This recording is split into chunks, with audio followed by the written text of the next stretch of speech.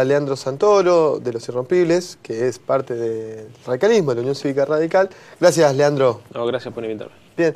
Bueno, yo recién charlábamos un cachito con Leandro Noff sobre el primer bloque que nosotros grabamos hace unos meses atrás, cuando asumieron las nuevas autoridades del PJ.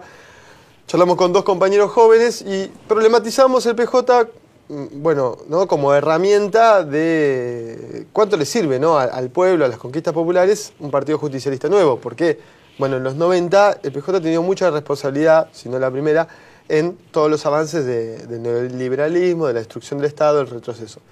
En algún sentido, bastante, ¿sí? Se puede hacer una comparación con el radicalismo durante los 90. La primera pregunta que quería hacer es, ¿existe la posibilidad real de renovar a las estructuras partidarias? No lo sé, la verdad que no lo sé. Ustedes tuvieron la suerte que en el 2003 apareció Néstor y en el 2004 fue el tipo que mejor leyó la crisis de representatividad del 2001 y reconstruyó desde el discurso y desde la simbología política un relato progresista. Y me parece que pasó lo que nadie se imaginaba que iba a pasar, que es el surgimiento de un peronismo de izquierda. Claro. Yo en los 90 pensé que eso no iba a ocurrir. Un resurgimiento. Un resurgimiento, si querés. Bueno, lo que pasa es que ustedes tuvieron siempre, digamos, dos corrientes que convivieron en el marco de un mismo partido, de un mismo movimiento nacional. Y después, en los 90, creo que coincido con tu introducción. Lo que ocurrió fue que el conjunto de la sociedad se corre hacia la derecha y los partidos mayoritarios y heterogéneos como los nuestros sufrieron también esa derrota cultural, esa contrahegemonía, si querés. ¿Y no te parece que el radicalismo también se juega una tensión entre sectores más conservadores, o más reaccionarios y sectores más progresistas o con más base popular? ¿No está también esa tensión al interior del radicalismo? Sí, claro que sí. O sea, a ver, está, me parece, al interior de la sociedad y los partidos mayoritarios son el reflejo de esa sociedad con contradicciones, ¿no es cierto? Inclusive federales, no es lo mismo el radicalismo de Córdoba que el radicalismo de Santa Fe o el radicalismo de, no sé, de Mendoza que el de la capital federal. Así que sí, por supuesto. Yo creo que hay una crisis de ideología. O sea, nosotros nos definimos hoy como post-neoliberales, ¿no es cierto? O sea, no nosotros los radicales, sino todos, digamos. La sociedad argentina. Claro. En eso hay un consenso. Claro, en eso hay un consenso, que lo que estuvo en los 90 estuvo mal. Ahora, cuando hablamos de qué significa construir un estado de bienestar, la democracia social, la patria para todos, ahí ya tenemos agujeros conceptuales importantes que nos cuesta poder definir. Como sociedad lo digo, ¿no? Vos decías que una cosa que me pareció interesante de lo que estás planteando, que el peronismo o el justicialismo tuvo una figura como Néstor Kirchner, pero eso no se constató en el radicalismo. No hubo un emergente. Y nosotros la tuvimos antes. O sea, el tipo que renueva la doctrina radical, que la moderniza, que le agrega palabras, que le agrega lenguaje, simbología, es Raúl Alfonsín. Claro. ¿No? O sea, que es el quiebre con el balbirismo.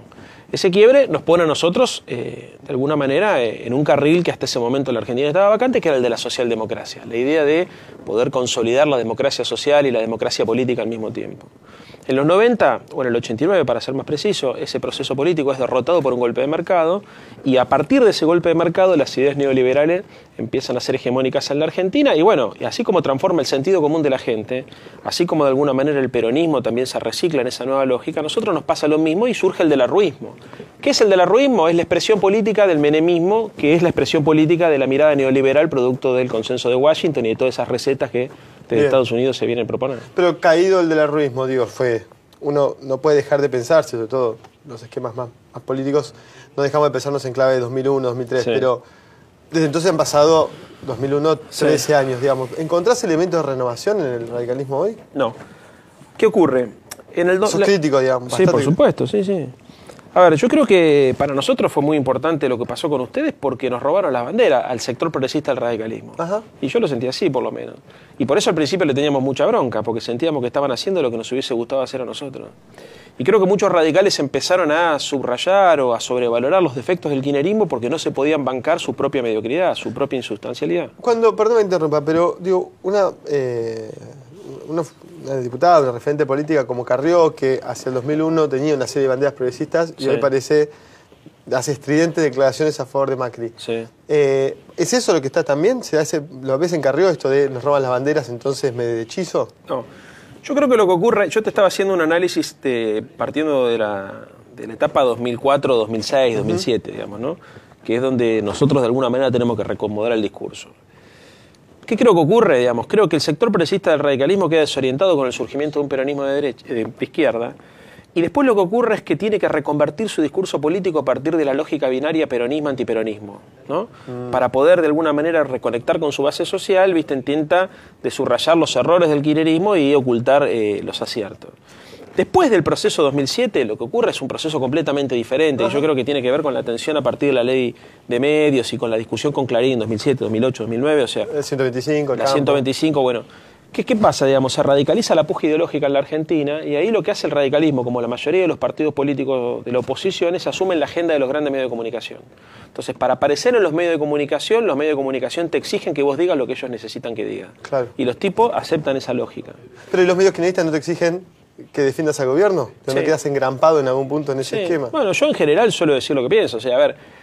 Lo que pasa es que nosotros estamos en un momento de quiebre hoy, ¿no es cierto? Porque no está claro cuál es la continuidad de todo este proceso político. A mí me parece que el kirchnerismo fijó una agenda correcta. Yo tengo coincidencias en términos de lo que se quiere hacer y de con quién lo quieren hacer. Mi diferencia está en cómo se hacen las cosas. El problema es las formas, claro. A ver, por ejemplo, ¿está en la agenda la redistribución de la riqueza? Sí, está. ¿Se redistribuyó la riqueza en la Argentina? Poco. ¿Está en la agenda... pública o del gobierno en este momento, digamos, la reducción de la pobreza? Sí está. ¿Se logró hacer? Poco. O sea, mucha, ¿no? O sea, bueno, la eficacia de esas políticas públicas, digamos, ¿se está en discusión hoy en la Argentina? No. Lo que está en discusión es el concepto. Entonces, muchas veces uno termina al lado del gobierno, no porque quiere estar al lado del gobierno, sino porque el debate público no se traba en términos de cómo perfeccionar la distribución del ingreso en la Argentina, sino si la tasa de rentabilidad de las grandes empresas les permite invertir o no les permite invertir. ¿Se entiende? O sea, el debate que vos elegirías es otro, pero obligado a discutir en esos términos. Yo termino vinculado al kirchnerismo, digamos, no porque el kirchnerismo me chupe, sino porque el radicalismo me expulsa. ¿Y eso lo ves, digamos, en otras instancias de radicalismo? ¿Vos sos una persona resistida o muy cuestionada por abrir estos debates, por lo menos en los medios kirchneristas? Sí. A ver, en general lo que hay es una subestimación de mi posición, me parece, ¿no? Porque además creo que la gente subestima todo, o sea, las lecturas son de trazos muy gruesos. Es muy difícil que haya un televidente medianamente informado que esté predispuesto a encontrar matices. En general la gente te encasilla, digamos. No tiene que ver con la estupidez ciudadana, sino tiene que ver, me parece, con la dinámica de la construcción discursiva en los medios de comunicación. La montaña de información que te bombardean, más o menos. Bueno, además se dio el caso ahora últimamente, Cristina me invitó a formar parte de la comisión de la delegación argentina que fue al Vaticano y a Roma, y eso confundió mucho más las posiciones. Yo, digamos, insisto con lo mismo, o sea, nosotros, como nos enseñó Alfonsín, no discutimos personas, discutimos ideas. Entonces, si tenemos coincidencia, bárbaro, hermano. Y si tenemos disidencia, las planteamos, como por ejemplo la política penitenciaria. Yo, como con Cristina, lo pude charlar en el avión a Roma. Mirá. No, o sea, acá hay me parece que hubo un avance importante con la designación de Ortel y un retroceso enorme con la de Marambio y con la de Emiliano Blanco. Claro. ¿Y qué imaginás? Como ¿no? Vos lo decías, tenemos poco tiempo para hacer unos análisis de fondo y complejos, pero ¿qué imaginás post-2015 para el radicalismo? ¿Va a incidir sobre el radicalismo la salida de Cristina Fernández del Poder Ejecutivo Nacional? Yo creo que el radicalismo tomó la decisión política de derechizar su línea. Y a partir de eso me parece que se encontró con que el espacio que intentaba representar estaba sobre representado, motivo por el cual se empezaron a ensayar en términos de hipótesis algunas alianzas electorales. Lo que ocurrió ahí es que Sanz, me parece que cuando tomó nota de que el radicalismo no tenía condiciones de construir una nueva mayoría, se acercó a Macri. Me parece que Gerardo Morales se dio cuenta que el electorado de Macri le puede servir a Sanz en Mendoza o a Nosiglia, a la capital federal, pero no le sirve él en Jujuy, y se acerca a Massa. Y a partir de esa situación donde Gerardo Morales se acerca a Massa y se lleva un sector de los candidatos a gobernadores que necesitan ese tipo de alianza, y Massa... del norte. Claro, sí, o de provincias donde el peronismo... General, digamos, donde las elecciones a presidente y a gobernadores son simultáneas porque los gobernadores peronistas tienen mala elección, o sea, tienen mala perspectiva. Entonces necesitan pegarse a la sábana supuestamente de Scioli, digamos, para que le arrastre voto. Y en el caso de Sanz, la lógica es distinta porque apunta a un público más urbano, entonces ahí necesita la figura de Macri. En ese contexto, digamos, si esto efectivamente se materializa como se está insinuando al día de hoy, que estamos 7 de noviembre, yo no tengo nada que hacer ahí, mis compañeros tampoco.